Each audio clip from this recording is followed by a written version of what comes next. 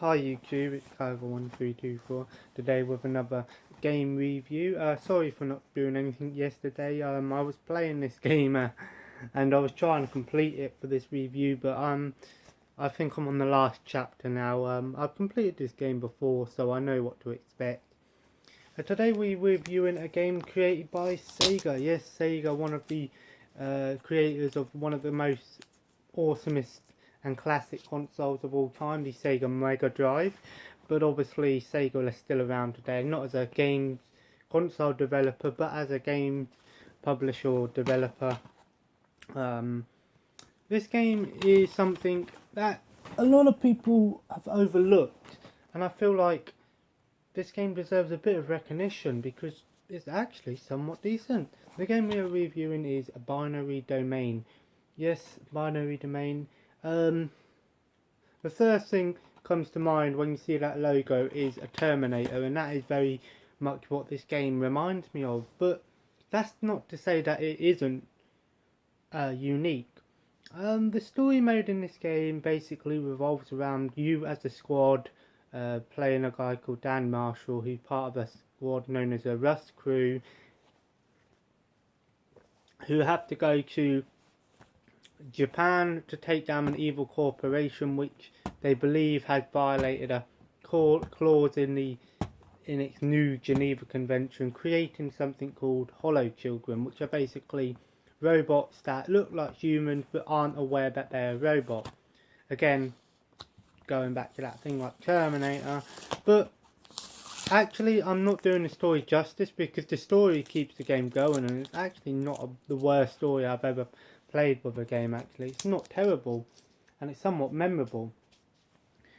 The whole idea of this game, or the whole idea of robots taking over and using them as security and stuff like that, isn't, it's been done loads and loads of times, but this game says the game on this time is 2040, which isn't that far into the future when you think about it. Now, let's talk about, that's the story, let's talk about the actual game itself. Graphics in this game aren't terrible actually. They do have some nice vibrant graphics. There are some levels where you're underground, there's levels where you're in these big bright cities, and when you're on these trains and all sorts. So there is a nice variety of what things you're going to be looking at. Now the graphics are sort of those graphics where it's a video game graphics, but it doesn't have the really cartoonish look to it. So it's not the worst graphics I've ever seen. They're pretty good for its time, and it's not the worst, but it's not the best graphics you'll ever play. The enemies' designs are pretty cool. A lot of them do look like Terminators, especially when you destroy the armor off them. And there's a lot of different types of robots you'll be fighting, and all of them look pretty cool, to be honest. Sound in this game, pretty good actually. The voice acting isn't terrible. It's pretty good, to be honest. And the sounds the guns make, the sounds the enemies make when you destroy them are pretty cool. It sounds very like sci-fi, robotic, that sort of thing. I do like that. And now for the gameplay. Now this game has a campaign, and it has some multiplayer modes. The multiplayer modes I haven't really played. I know there's the survival mode and stuff like that. Obviously I don't think anyone's playing this online anymore, but I think you can still do private matches, so if you can still do that, the co-op mode might be something that I'll have to try one day. I'll have to see if my mate wants to get it and try it. Now as for the campaign's about a 7 to 9 hour campaign, depending on how fast you finish it, and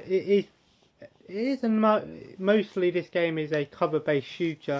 I know a lot of people think of really another cover-based shooter, but this isn't like Gears of War or anything like that. The cover-based shooter in this game isn't terrible, but it's not the best cover-based shooter out there.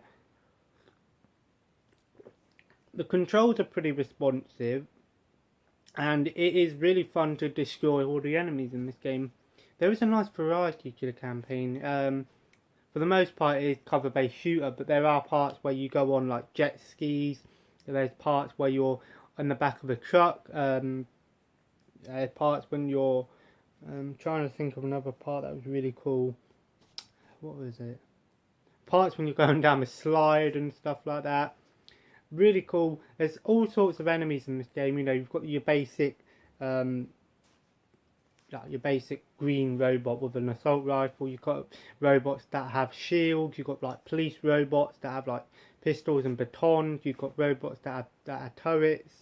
You've got these big boss robots. There's one they look like Transformers, the big boss robots. There's one that's like a gorilla. There's one that's like a giant freaking. It is like a transform. It's like a giant motorbike, and it transforms. That's a boss. There's like a big spider. The boss fights are actually pretty fun in this game. Most of them aren't extremely hard to complete, but some of them are pretty challenging, especially if you're playing on a harder difficulty. Now, what is unique about this game? The squad-based system on this game is pretty cool. So before you start each mission, you can choose what members of the squad you want to take with you, and that makes for some pretty interesting gameplay, because obviously different characters have different abilities and different weapons, and you can upgrade all of these weapons and stuff as well. You can upgrade your weapons and your teammates' weapons. You can buy things called nano machines, which basically give your characters and your teammates boosts, like extra health, reload speed, extra melee damage, that sort of stuff. There is a nice squad thing going on, because you have a thing called trust, and basically there are parts where in the game where your teammates will speak to you, and you can use voice commands. You can actually use your headset and stuff. I don't. I just haven't. I might have to try it at some point, but I haven't done it, just because I don't really like wearing my headset all the time, because it gives me bad ears. But obviously choosing the right answers will put your trust up with your teammates. There are parts in the game where I think the higher your trust is, the more they'll respond to you when you tell them to like regroup and stuff like that. And also there are parts in the game where they're like, oh, I'll throw in a grenade. Do you want me to do this? And you say yes. And there are parts where it might be like, oh, I'm going to do this. And someone else is like, no, do this. And you're like, you have to choose. Sometimes it isn't very clear with some of the answers. Sometimes you press the answer thinking it's the right answer, but it isn't, which is sometimes annoying. For the most part, these questions and squad thing works quite well, but it isn't perfected in any way. Sometimes I feel like it doesn't matter who you take with you. Most of the time they do the same things, just run and shoot people.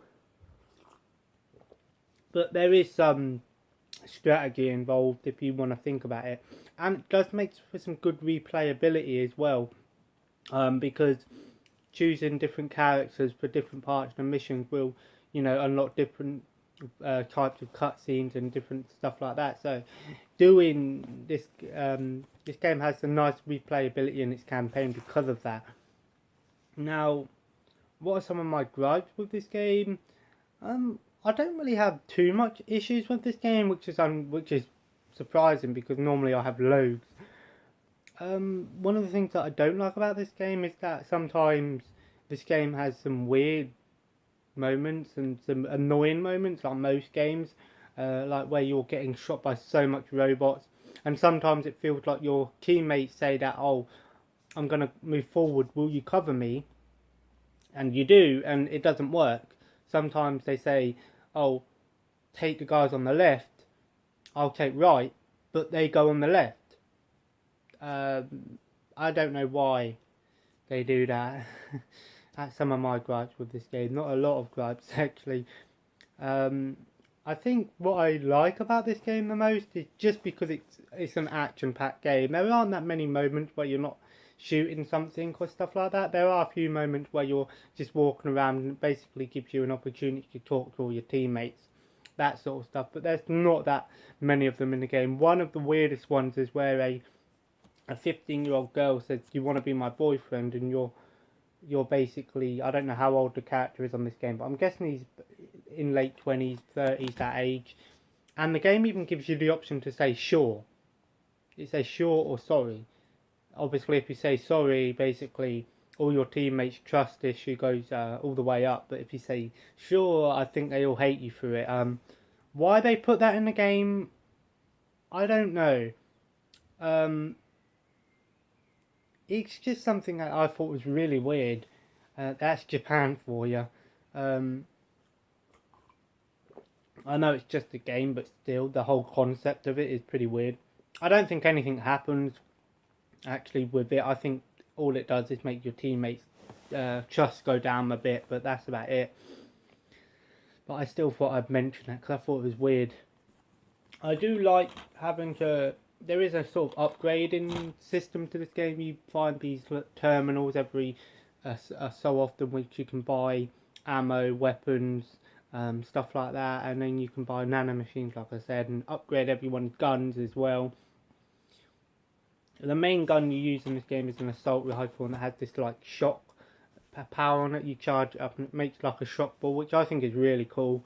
What I would have liked about this game, if I could say what could be improved about this game, I think what could have been improved about this game is being able to play as the other squad members would have been really cool. If this campaign had a 5-player or 4-player campaign, it would have been so much better.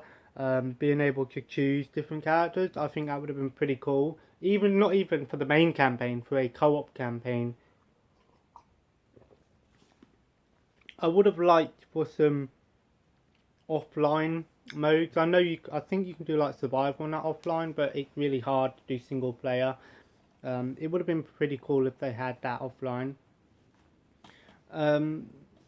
I think this game deserves a play. You can pick this game up. I picked it up for £2. It's so cheap. If you can find this game, I recommend picking it up. I believe it's on PS3 as well, and maybe PC, but I couldn't imagine it being on PC. But everything's on PC.